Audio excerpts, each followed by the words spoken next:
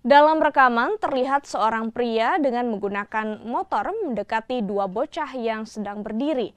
Tidak lama berselang, korban ikut dengan pria yang menggunakan motor tersebut. Sementara rekan korban tidak ikut dengan pria tersebut. Usai kejadian, keluarga korban mengaku anak mereka atas nama Fadli telah hilang sejak tanggal 8 Januari 2023 dan telah dicari hingga ke rumah keluarga dan kerabat tidak ditemukan. Pergi angkat barang, baru pergi parkir di Indomaret. Oh, yang di TKP iya, di? Iya, karena sekolah kelas 5, itu dikasih anak pakai uang jajan, Pak. Terakhir waktu meninggalkan rumah, Bu, bagaimana, Bu? Bisa ceritakan?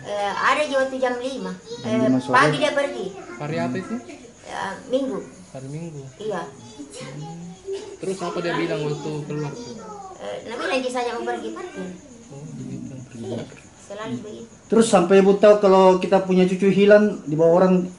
Datang, gara-gara ini. Kasih tahu. Oh, ini sepupunya yang Iya. sama-sama parkir. Datang langsung lari di sini. Apa? Nangis. Nek dibawa lari dewa. Ada orang gemuk-gemuk bawa ki. Nah, bilang mau membersihkan rumah, dikasih uang 50.000. Pasca kejadian ini, Bu, apa tindakan keluarga, Bu? Saya pergi langsung cari keliling mencari ki dulu. Tidak ada. Saya tidak dapat. Sudah ada usaha untuk mencari di mana saja, Bu? Iya.